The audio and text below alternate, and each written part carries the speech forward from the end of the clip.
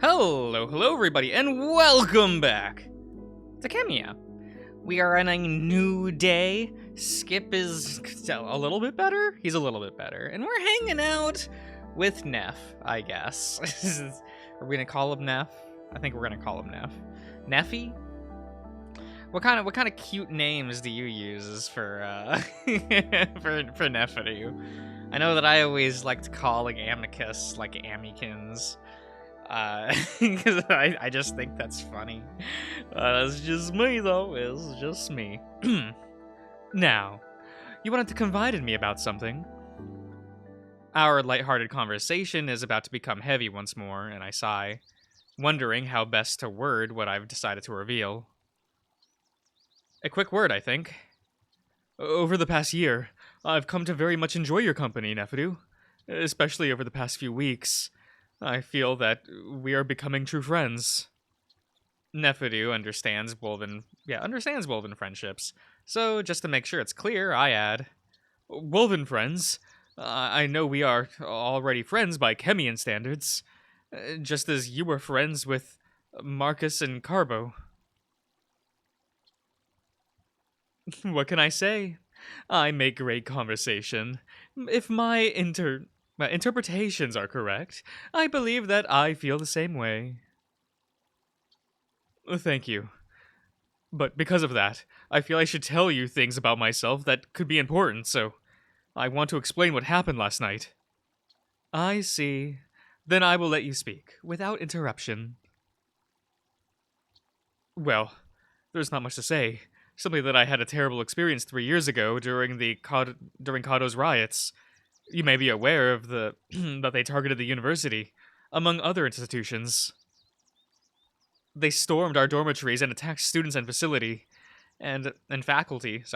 I was one of the unfortunate ones to be caught, likely due to my more obvious mane, and I was humiliated in various ways. I looked at Nephity's reflection, and he looks back at me, his expression attentive but stoic. What I experienced was mild compared to others, perhaps even merciful, because I am still alive. I think my issue is that I witnessed many of these terrible things.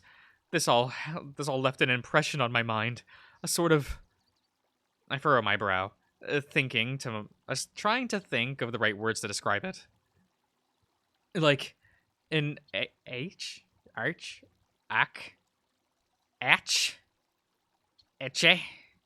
I don't know, an etch? How is this pronounced, guys? What is this word? But in my mind, one that I have mostly been able to overcome. But the events at the last den night, it irritated that ache a bit. I had been somewhat lucky that my spectacles had been knocked off and broken, leaving the happenings beyond my immediate vicinity, yes. A literal blur, but it had been enough. The way you saw from me is connected to this. Being awoken suddenly in the unfamiliar den, then witnessing what happened. I was unprepared. But I am prepared now, and I doubt the ache will return like it did. I just wanted to explain it to you, as a friend, though it is something I only tell friends, so I hope you can keep it between us. I wait for a moment, somewhat satisfied with my tactics in explaining this to him. But he stays quiet. Anxiety knots up in a place just below my diaphragm. I look up at Nephidu, though he's still gazing into the water.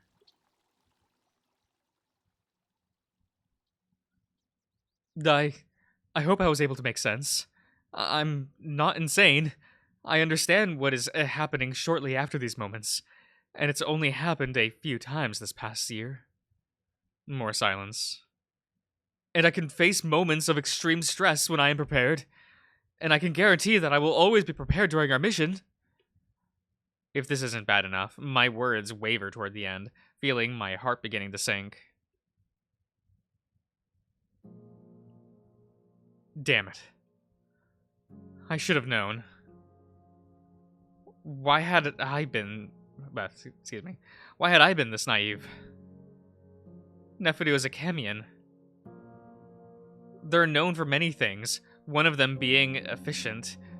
So why keep something like this, something that is inefficient? That is what I am. I'm being selfish, woven pride preventing me from admitting to it, trying to stay on the mission for my own personal reasons. I suppose you're upset with me. I mumbled dejectedly, feeling myself wanting to cry. It feels unusually easy to do now, after sobbing to my mother last night. Neferu finally looks at me. Scipio. Yes? I keep my voice light and attentive. I am upset, but not with you. I am frustrated with many things. I suppose I'm upset with Adastra as a whole. The jackal's voice is heavy and distant. Adastra? You already know this. But the catalyst of those riots involved me to an extent. Of course I do, but I'm still surprised that he's addressing it so directly. I had seen imagery of Neferu being prepared for execution by Kato shortly after the riots, but I never delved into any part of the riots, because why would I? No one had spoken about it, not in the past 2 years. I've been involved in the mission. And why would we? I clear my throat. I do know. Yes. When I was kneeling in the amphitheater, certain my life was about to end, I was at peace. In fact, you might even say that I was willing to die, especially at that time. I had reasoned that it was an easy purpose and a quick path to redemption. Neferu trails his paw through the water. But then I was saved by a friend. Shortly afterwards, I witnessed his neck being slashed instead. At the moment he was leaning against me, I saw his neck in detail. I then witnessed his final moments with his lover. I continued to listen, attentive despite knowing the story. The human sacrifice saved Amicus's rule in Neferu's life. I would have thought of it as an incessantly a joyous moment for the jackal. He is very brave. Neferu is quiet for a moment, still playing with the water. Yes, though he'd deny it and tell you that he was simply never knows what he's doing and only goes with the flow, or something along those lines.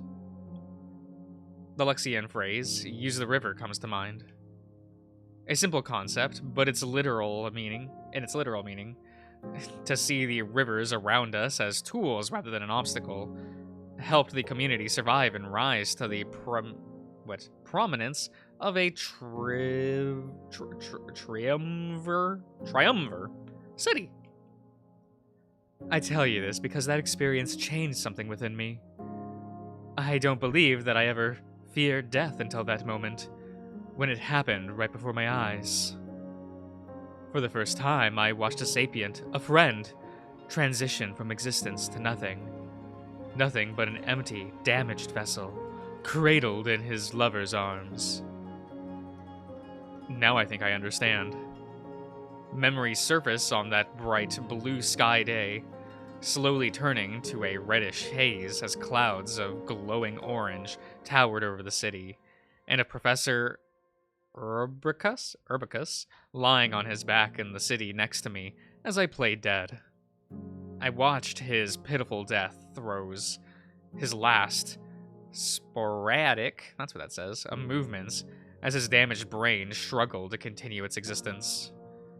Before it finally failed. He had been trying to defend me, telling them to leave the students be, and so they turned their attention to him. His long accomplished life had him serve under 3 different emperors before he had dedicated the remainder of that life to instilling the art of rhetoric into the youth. And despite all that, he'd used his last words to save me. My mind begins to cloud slightly, and Neferu notices.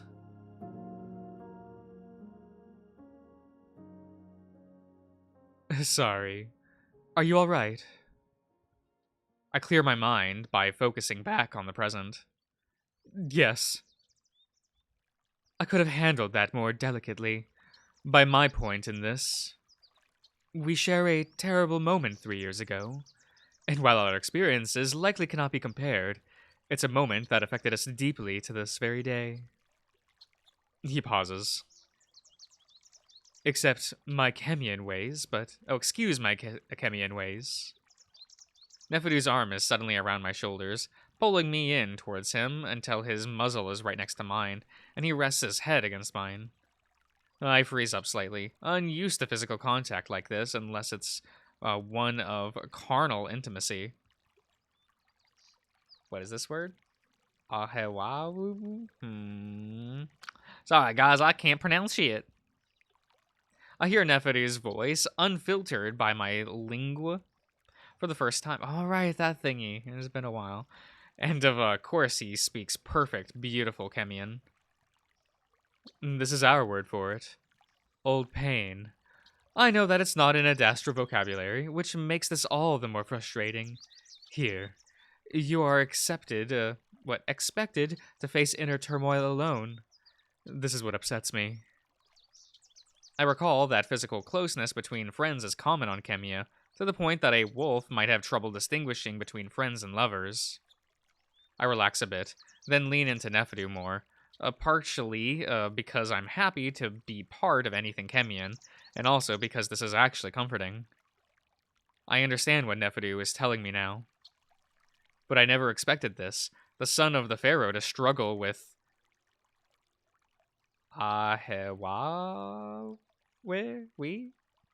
Old pain like this.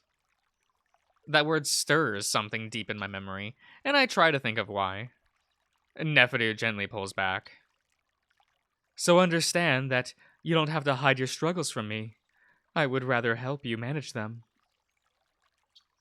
I'm still feeling the relief of Neferu's acceptance, and for a moment, I forget my mission, knowing I can confide in a friend. Someone other than just my mother, but...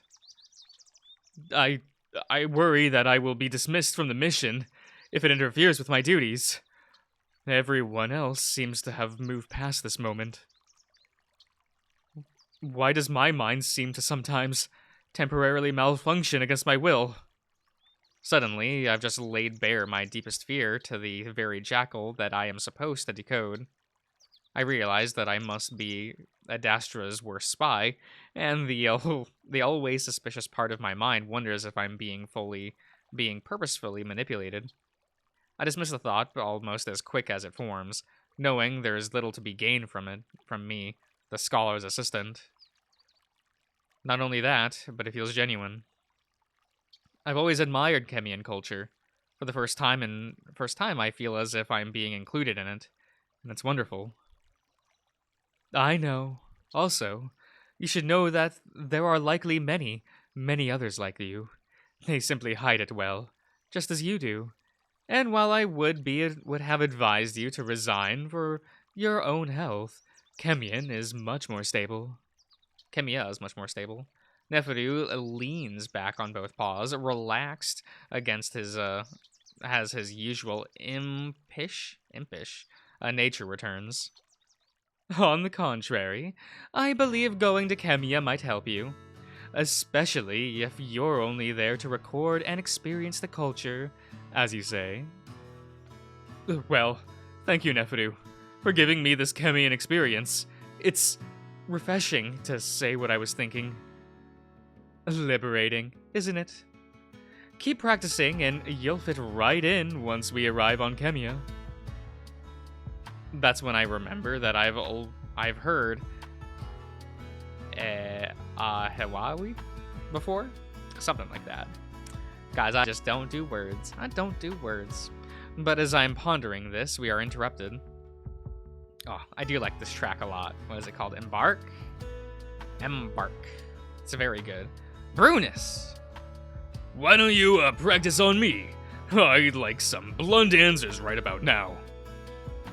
Brunus's deep rumbling voice startles me out of my thoughts, and we both turn to see the big Wolverine standing about 10 paces behind us. How a creature as large manages to get so close without my notice is beyond me.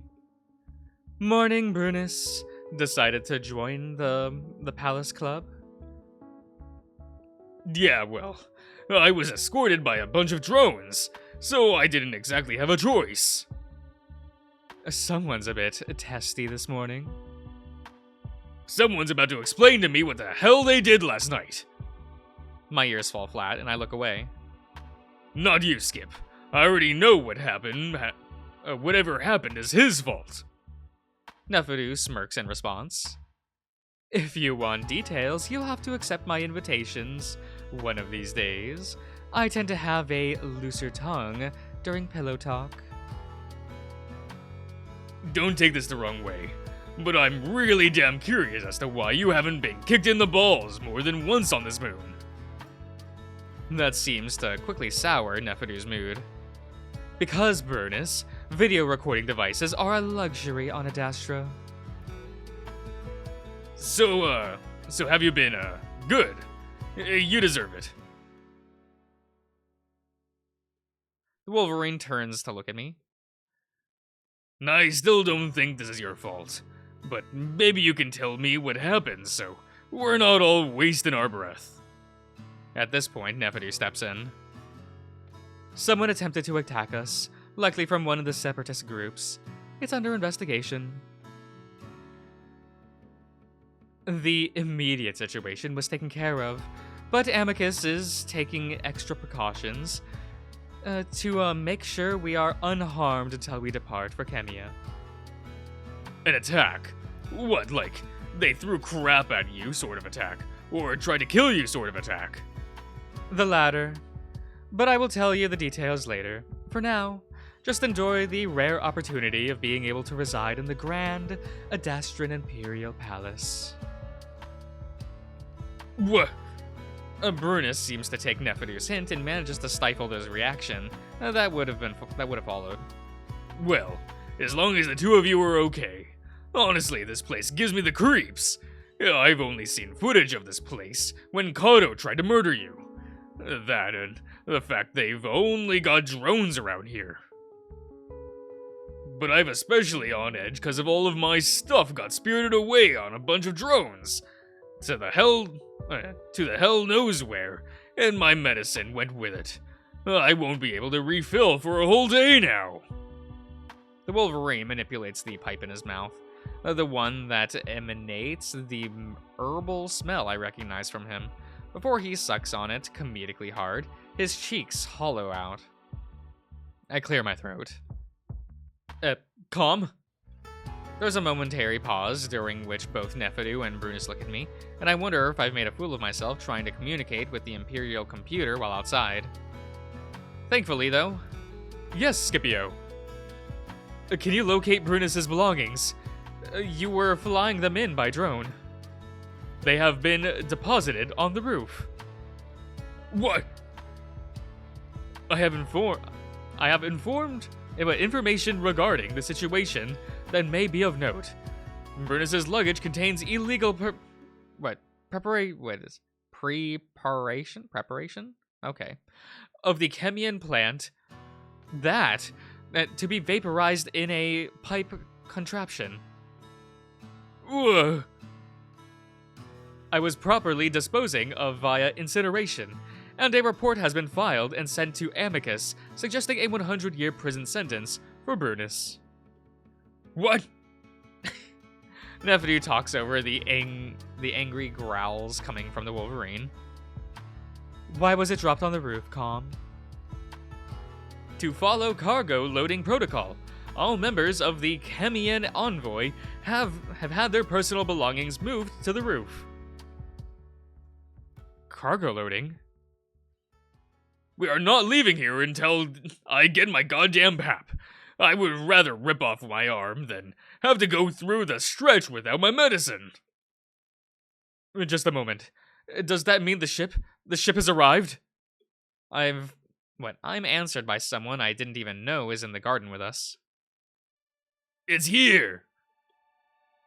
I knew it's Veterus, having heard his excitement before, but his normally reedy voice is especially high and harsh now.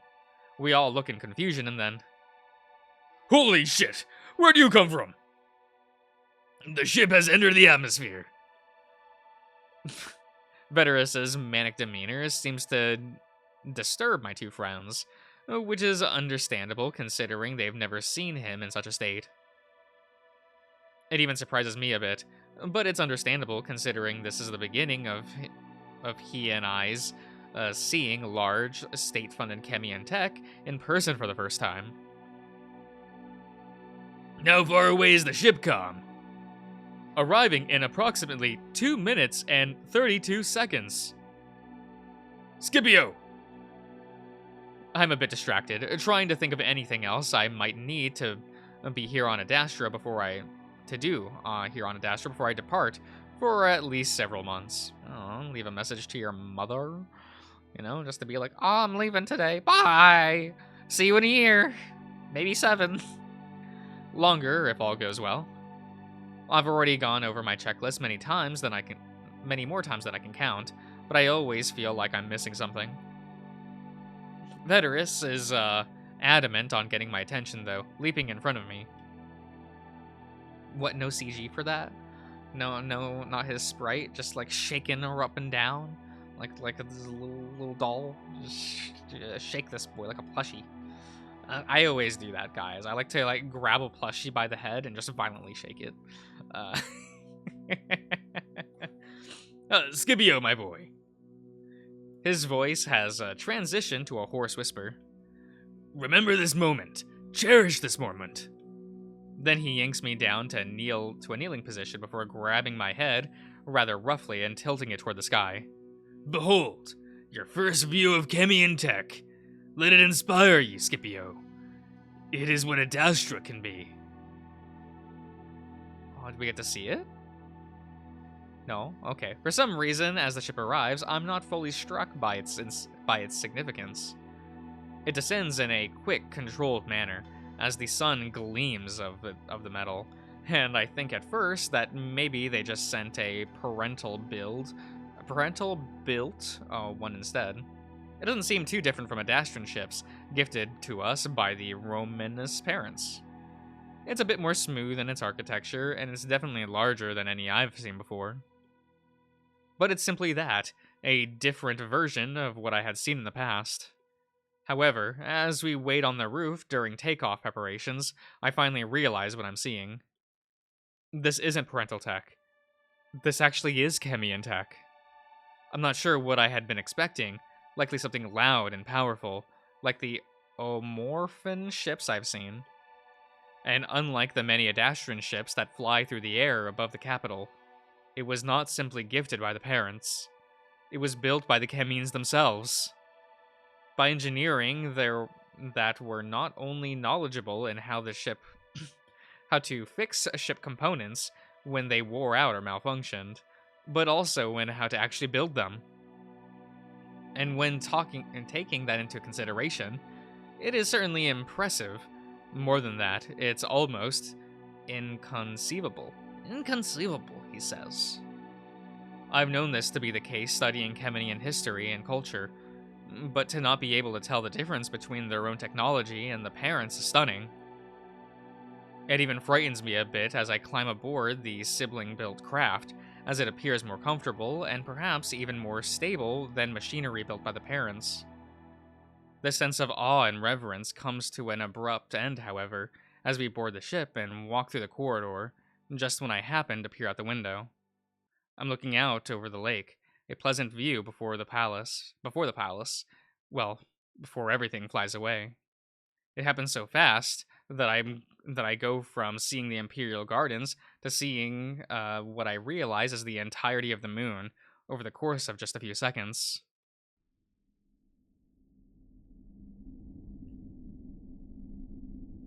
The suddenness of it all, and the odd sensation of seeing such a moment,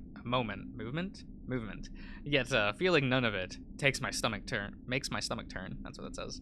My body leans forward, balancing, teetering, as if wanting to fall out the window, and I force myself upright, before the others might notice. Luckily, Amicus and Veterus are looking out the window instead, seemingly unbothered by the sight. My sudden lurch gets the attention of who is behind me, though, when Neferu gently holds onto my elbows. Are you alright? There usually aren't windows on the few transport ships I've been on in the past.